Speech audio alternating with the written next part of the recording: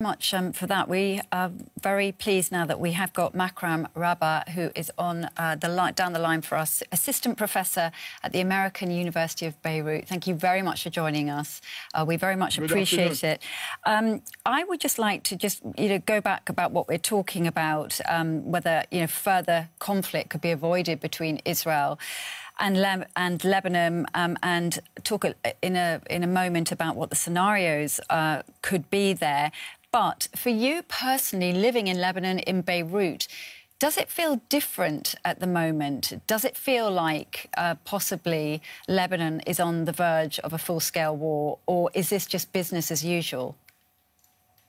Well, actually, I was 1 year old when the Israelis invaded in '82, and I've been witness to a number of Israeli operations into Lebanon, all of them centered on Israel trying to get its security back. Unfortunately, I think all of these military operations has put people like me in a state of limbo, because every few years we are reminded that ultimately Lebanon lacks any sovereignty, and that whatever happens in the region, regional players are using the weakness as well as the diversity of Lebanon to weaponize it against the people of the region, be it the Israelis or even the Syrians to a certain extent.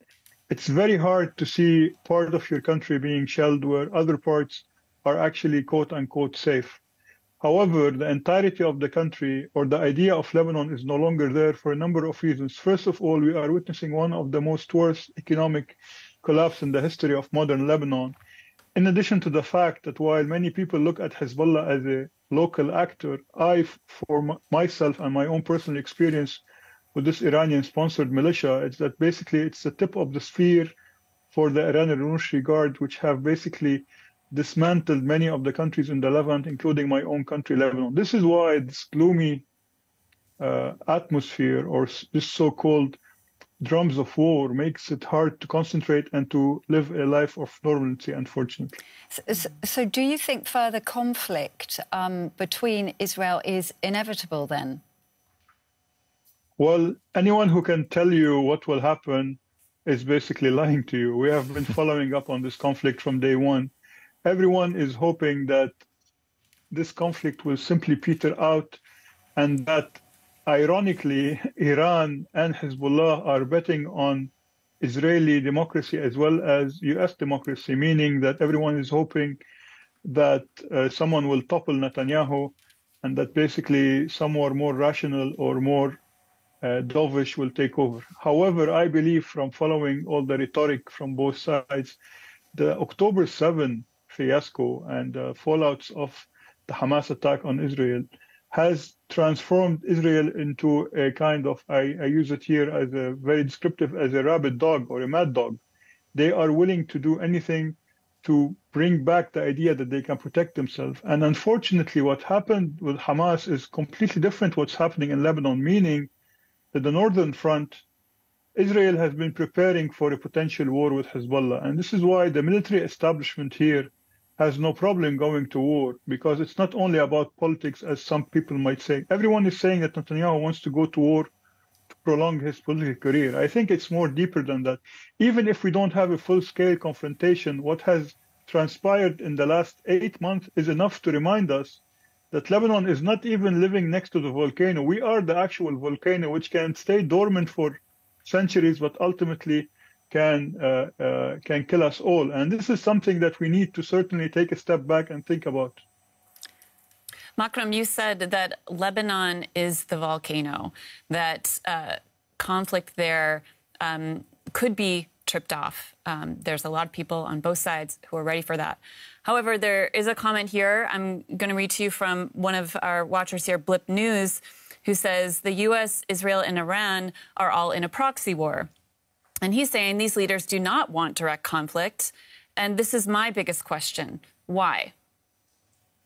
Well, for over a decade, the Obama administration has been trying to convince the international community, and it has been able to do so, at least with the Europeans, trying to say that the most destructive element that Iran has is nuclear weapons. And this is why the nuclear deal was brokered in the idea that once we contain nuclear Iran, we can actually sit down and agree with them on other things. I think the last couple of years have proven that the real threat in the region for regional security as well as global security, as you see what's happening in Yemen with the Houthis, is basically that every country, Germany, for example, has a defense strategy. The strategy of Iran is basically rather than allowing them to fight you in Iran, you fight them through a combination of proxy militias.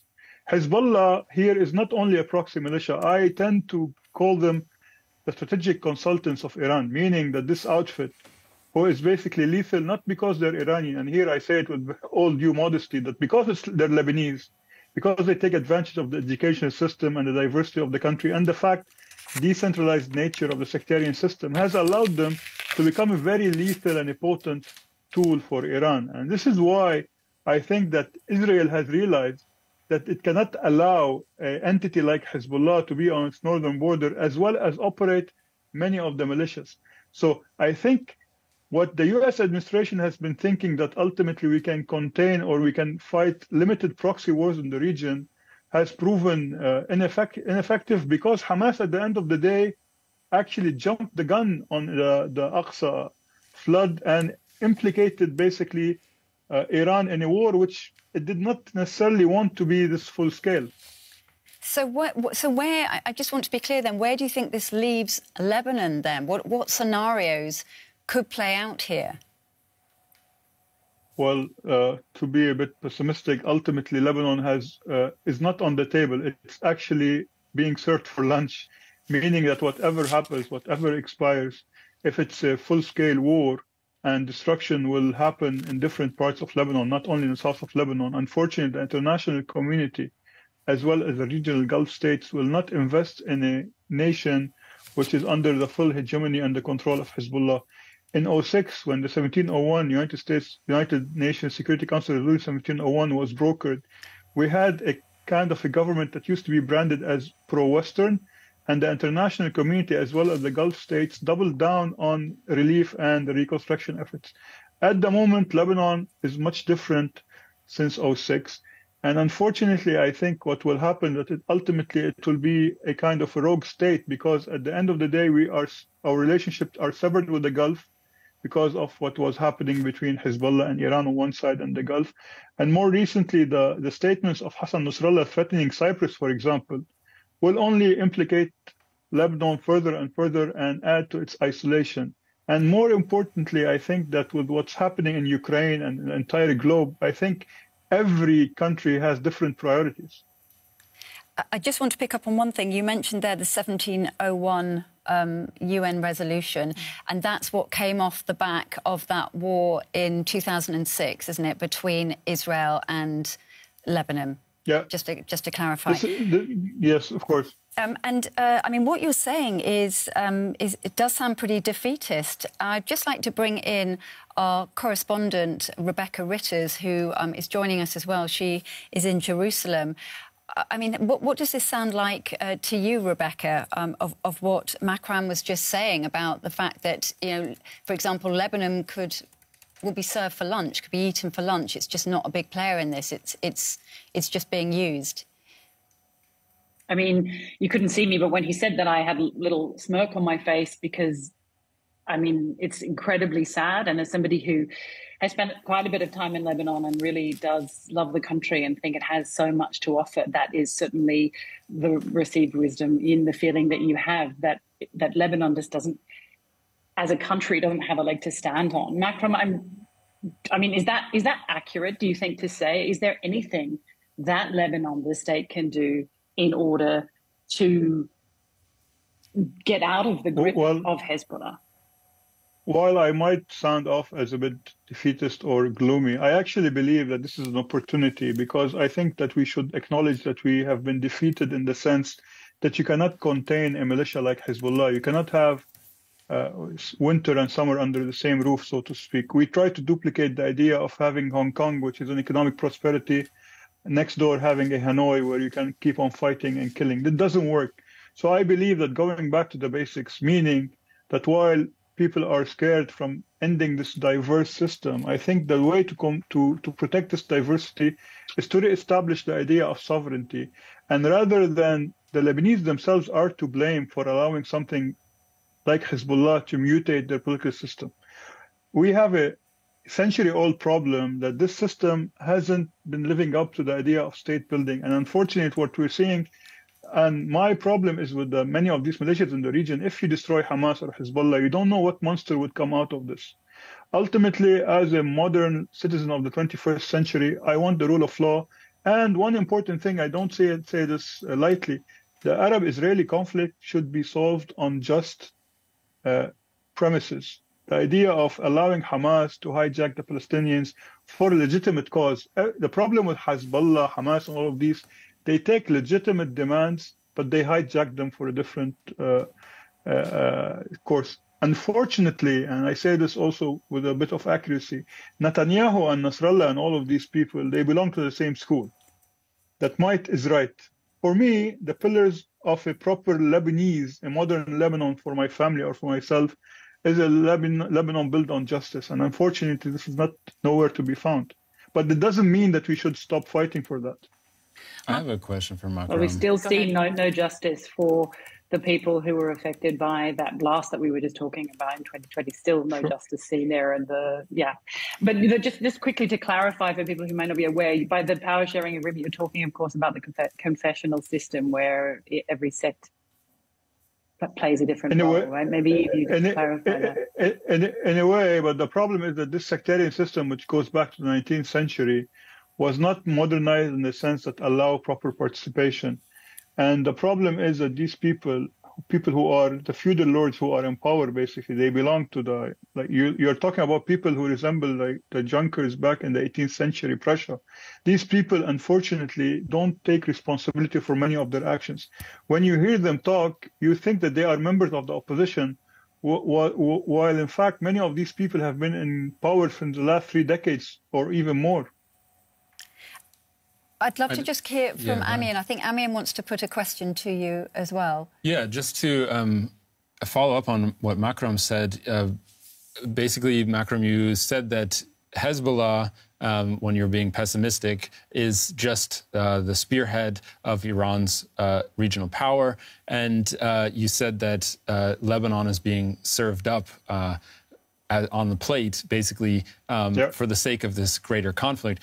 But 2 things that I noticed when I was in Lebanon. The first is that Hezbollah does have support there among Shia Muslims, but also this sense of like the downtrodden. They play into this ideology of we're protecting the people that don't have a voice. They offer social services and things like this. And so that's one thing. What can you tell me about the? Can you tell us about the support in Lebanon? The second thing is. Well, sorry, I'll let you answer that first one. That's a big enough question. Well, technically, I tend to disagree with the idea of having support. Definitely, they do have some sort of grassroots support, but how can you actually gauge this? Is the electoral ballot boxes enough? Because at the end of the day, you're not allowed to run against them. And many of the regions are outside the rule of law. And more or so here, and I have proof to accuse them of running a narco state. Between Lebanon and Syria and the Assad regime, these people are responsible for manufacturing amphetamines and smuggling them to the Gulf. More so, also, the idea is that these people are somewhat responsible as a political party and as a militia for the August 4 Beirut blast. So, and more so, the gentleman in the background is my good friend Luqman Slim, a human rights activist who was killed in the south of Lebanon in a region controlled by Hezbollah.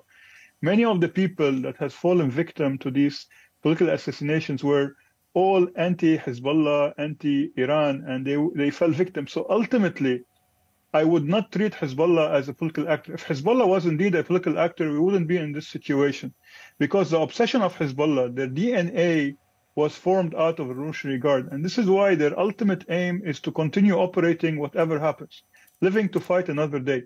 Certainly, they use a sectarian system, as you mentioned, the idea talking on behalf of the Shiites, and they technically hide behind the Shiites. If you notice what's happening, the Israelis are playing it very smart in the sense that most of these surgical hits are trying to avoid civilians. But this doesn't mean that moving forward, they will not do what they did in Gaza, because simply at the end of the day, they can get away with murder. And Hezbollah also tend to say that we don't care. We are representing people who want to liberate Palestine. But what we have proven in the last 8 months that Iran is not really invested in Palestine, but rather invested in its own Shiite sectarian brand of Shiism in the region. This is why they always tend to use the Arabs of the region to protect their own interests back in Iran. Can I jump in here with a question from the chat for you, Makram? We've been talking about scenarios that could possibly happen between Israel and Hezbollah and a lot of the players involved. A question from Sam O is, beyond Iran and the U.S., are there other countries or entities that could get involved on either side and influence what's going to happen next? Well, I just like to point out that recently, through many of its mouthpieces, Hezbollah and Iran has hinted to the fact that maybe Taliban wanted to join the fight. So in a way, the so-called axis of resistance, or the Iranian axis, has the ability to disrupt many of the regional security. And I need to remind you that when your Amazon package is late, it's because the Houthis are holding everyone hostage with the Hormuz Straits. So in the end of the day, yes, they have the ability to disrupt and to cause problems. And ultimately, we have seen how many of their sabotage operations can lead to many of the Western countries basically being mobilized to try to stop these cells or the idea. And more or less, if we do get to the sectarian tension, remember that ISIS and Al-Qaeda and all of these people justified their rise, the fact that Iran controls many of the regions, basically Iraq, and we've seen how this sectarian conflict was very destructive. Yes, we have a number of problems if this continues, and certainly I think I don't want to blame the U.S. administration on this, but someone has to lead. There's actually a lack of responsibility from the Biden administration, because ultimately they should double down on the Middle East, because everyone knows that since Biden was in the White House, he simply pivoted towards the Orient. And this has led to a kind of a power vacuum. And Ukraine and Russia and everything that's happening around us is an anonymous sign that we need to go back to normalcy at whatever cost without shedding more blood. And let me just pick up on that. We're talking about the US and somebody needs to leave. We've had a flurry of diplomatic visits, including to Lebanon, including the German foreign minister who was there just yesterday. Is that making a difference? Is diplomacy working, or are we beyond that from what you seem to be saying? Well, I think many of these diplomats, including the German foreign minister, simply don't want to invest in the relief efforts if actually war breaks out or reconstruction. So they're trying to preempt the conflict. But I think it's too little too late, because the real person that can do change, and here I'm not putting all the eggs on one basket, is the U.S. Special Envoy, Amos Hochstein. Amos Hochstein now has an offer on the table for the Israelis, but the Israelis don't actually trust that Hezbollah will honor their part of the deal, which is basically withdraw their troops south of the Litani River and basically kind of do a rehash of the 1701. And this will include the peacekeepers who, I was listening to you, the peacekeepers are basically hostages for Hezbollah and Israel, in the sense that these people don't have a clear rules of engagement, and they just monitor and report. So what I think basically that this is only a band-aid solution for a much bigger hemorrhaging wound. So we need to go back and, first of all, you have the refugee problem. Many of these issues you can't just throw money at. One has to basically go back to the idea that we have a problem in Syria. Iran equally and Hezbollah are much involved in Syria itself and in Iraq. So we need to go back and try to, in a way, detox the whole environment, not only try to isolate Lebanon, because the problem is not only Lebanon and in Gaza, but rather the whole mood which is engulfing the world at the moment. But how do you do that? How do you detox that whole area? I mean, it's proved to be so complex, so difficult for decades, for centuries. In the sense, Lebanon, for example, rather than trying to give you a kind of what we call a beauty pageant response It's not about world peace, but for example, in the case of Lebanon, by reconstructing the political system, at the moment we have no president. The presidency has been vacant even before October 7th. So reconstructing this, putting people back in elected office, reforming and restructuring the economic system, at least this is in the case of Lebanon, enough to make you more appealing to the international community. This also applies to Syria. At least within my own neighborhood, if I open the window, I want a president who can actually speak on our behalf. It's not proper for the foreign minister of Germany to come and speak to the Speaker of Parliament. She has to go to the presidential palace and meet an elected official, as well as a cabinet that has the confidence and the vote of the Speaker of the Parliament. This is how democracies work. And I think that rather than blaming everything on the Arab-Israeli conflict, many of the nations are to blame for failing in building proper states. Many of the states are good. We love them. Food is good. Coming here is good, as many of the people pointed out. But ultimately, the elephant in the room is that people are not taking charge of their own future, but rather betting that everything will be solved by the European Union or the US, or even the Arab Gulf with its oil money. This doesn't work. This doesn't build you nations. It just gives you an opportunity to breathe until you are suffocated again. We just heard here in the chat talking about the stakes that are involved in this conflict. DeVos says we're all just a misunderstanding away from World War III. So sad. Do you think we're really to that point, Makram? No, not really. I think there's a number of... these are fighting words. Many of the people use them as a tactic. And I ultimately believe that Nasrallah is trying to scare. And he's very good at scare tactics and psychological warfare. Because contrary to what I believe, I think that he doesn't really have the technical skills, but he has the ability to disrupt the situation. So he's trying to use these words and many of his operations as a kind of deterrence. But the problem, we don't have the MAD model, the mutual assured destruction model, and we don't have the Cold War. We are basically trying to replicate the past rather than having people think outside the box. So definitely there's the potential of war breaking out. And the problem is that we are not running, this is not a science, meaning that people mess up, people might jump the gun if they end up taking the decision as they have been hinting that they might actually go after Nasrallah and all of this. This might change the whole ballgame. Ultimately, war is knocking at our door, but at the same time, we are in the midst of the war. So it's a mixed war, basically. So in answer to our question then that we've put for this week's news desk, can Israel and Lebanon avoid further conflict? From what you seem to be saying, the answer is no. Yes, in a way, giving the tools at our disposal and the way that people are operating, I think that it's inevitable, but doesn't mean that we cannot avoid it if we have if we end up changing not the rules of the game, but basically understanding what is at stake, and in a way getting more international support, and rather than just being proactive, put something real on the table. We can't just avoid the elephant in the room. First of all, we have to acknowledge we have a much bigger problem, and basically just like many of the countries have realized that either they put their money where their mouth is, or they just stop coming to Lebanon. We don't want to internationalize this idea if people don't really invest on the long run. The problem with the international community is that they don't run a marathon. They just run a sprint. And this has allowed Iran and its agents to actually take advantage of this. So if you don't like whoever is in power in Germany, you wait for the second election or the third election and something will change. So people have to realize that you have to be in this for the long run. I'm curious. Yeah, go ahead. Actually, I want to hear what Rebecca has to say. Okay, Rebecca, you go first. There's a cue.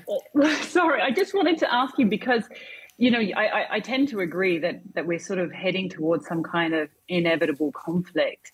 And I'm just wondering what you think could be put on the table to avoid that, because certainly the rhetoric here in Israel, and certainly from the people I've spoken to at the border, and I don't know whether you heard me saying it before, is there's a, you know, I think this resolution 1701 has never really been fully implemented, certainly not from the Israeli perspective, and many residents here, as well as the government, are frustrated with that. And I spoke to so many people who said they wouldn't move back to those border towns unless there was an actual military conflict, that a political solution wouldn't be strong enough because it's been ignored in the past. So I'm just wondering what you see as a potential political solution way out.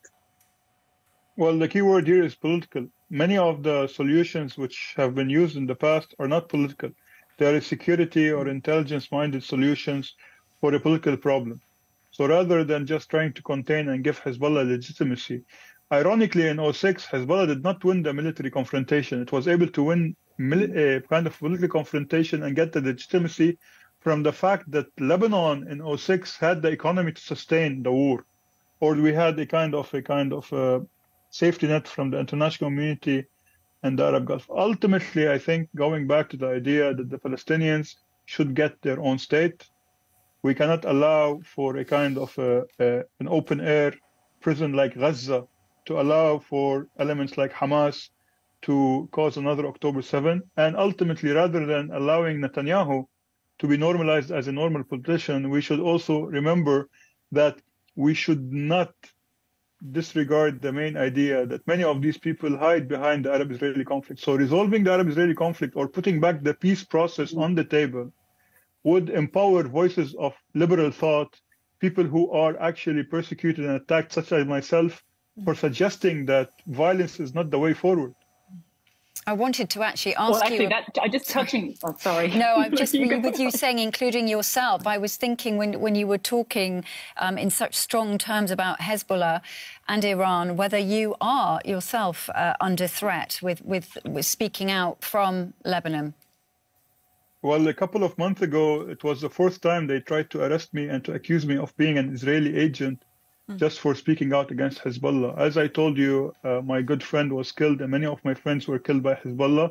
And I can tell you that I don't go around a lot because simply as a university professor, I cannot afford to have a security detail with me all the time. And this is not only myself. Many people who remain silent do so because they're afraid of being branded as Israeli agents, or simply they don't want to be knifed like Salman Rushdie was. So yes, the intellectual class in Lebanon, even those who are more moderate, cannot speak out because Lebanon, that was an oasis for freedom and liberal thought, is ultimately now monitored by Hassan Nasrallah and Hezbollah, who say that nothing is more important than the beat of the drum.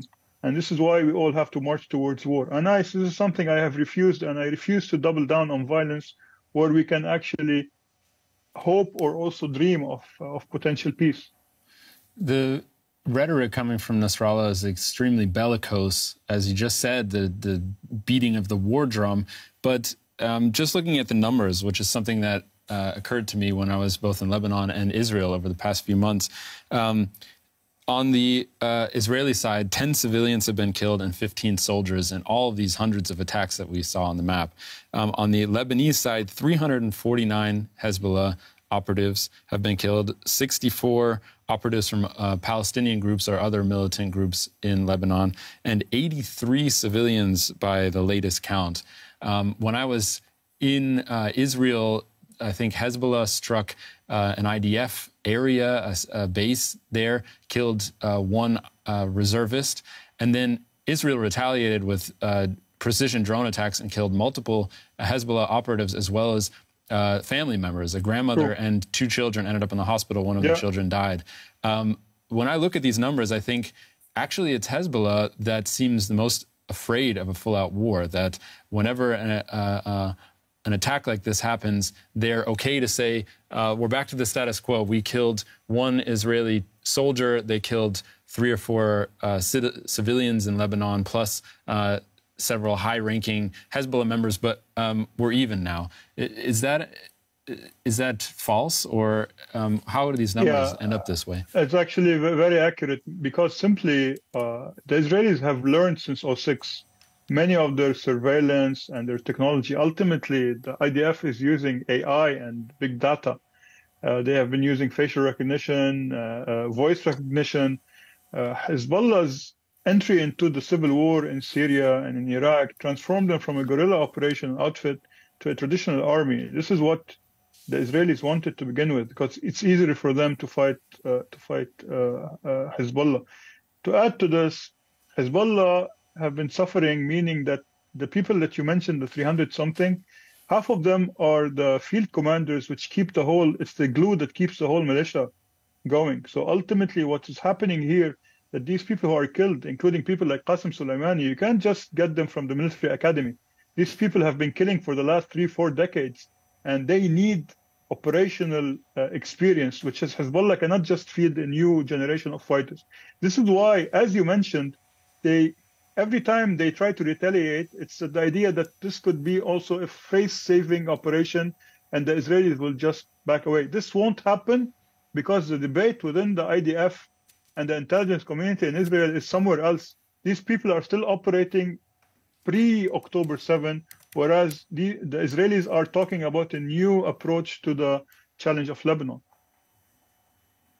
That's really interesting. I think that that is exactly the rhetoric I heard in Israel. Maybe Rebecca can also back that up. Basically, what I heard in Israel is there's a general failure to acknowledge that Israel was striking Lebanon, and only, I mean, of course, in the media it comes across, but a lot of the people that I talked to, where every time an Israeli was killed, it was like, we need to go to war with Lebanon. I mean, this is generalization, but that's kind of level of conversation I was hearing. Most certainly. I mean, when you speak to people, I was just in Haifa recently just to see how people were feeling after that video that we showed a little bit of, the drone video that Hezbollah released, allegedly saying that they'd been flying a drone over, showing areas that they could and would attack should Israel go to war with them. And, that was very much what I was, hearing people saying this, like, we have to be able to let those citizens go back to their houses. We have to do something to end this Hezbollah threat. And everyone I spoke to actually also had full confidence in the Israeli military. They said, I said, even given what happened with October 7, there are some people who say, well, maybe the Israeli military isn't as strong as everyone had always perceived. It was certainly a bit of a shock, a huge shock, a fundamental shock, actually, to Israelis that such an attack was able to happen. And then everyone still feels completely protected by the Israeli military, and they feel like they will be protected and that Israel would win any confrontation with Hezbollah.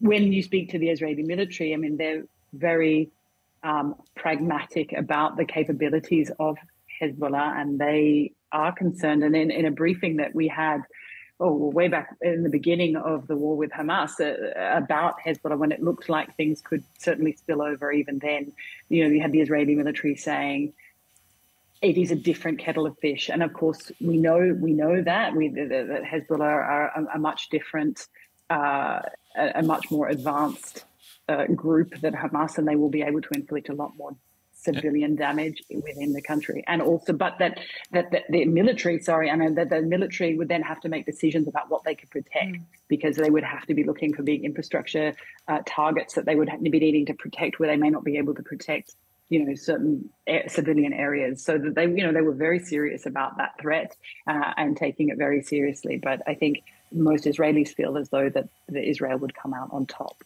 And it's the exact opposite in Beirut, right? I mean, among at least non-Hezbollah supporters, there's the feeling that they would lose the war, it would destroy the country that's already on its last legs. I was talking to one guy who was joking. He was telling me, "Oh, I'm learning how to swim." I thought he was serious, but I could tell he was joking. I was like, "What do you mean?" He's like, "Well, when the war starts, I'm swimming out into the sea and never coming back."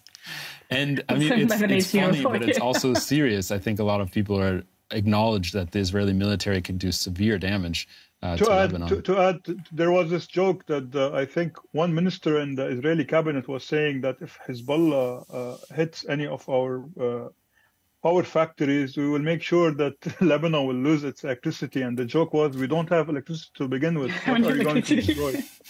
So there's nothing actually to lose but the idea of Lebanon, because ultimately, if we continue on allowing Hezbollah to operate out of Lebanon and to basically threaten global affairs, Lebanon will be branded as Hezbollah land rather than Lebanon. So we don't want this. And unfortunately, I think part of it is from the fault of the political establishment, which have used Hezbollah to hide from the fact that these people are corrupt and they have been using Lebanese resources to stay in power.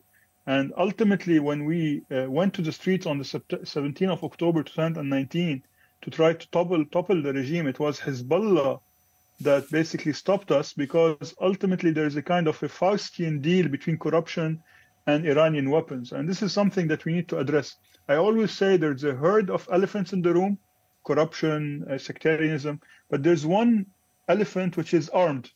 So it's basically the priorities of dismantling this bomb without blowing up in our faces. And on that point, thank you very much, Makram Rabah, for joining us and for staying with us for much longer than I said you would. So we really appreciate all of that, your insights and also just the situation that you yourself are finding yourself in. So thank you very much for joining us. We do appreciate it. And just before I let you go, Rebecca,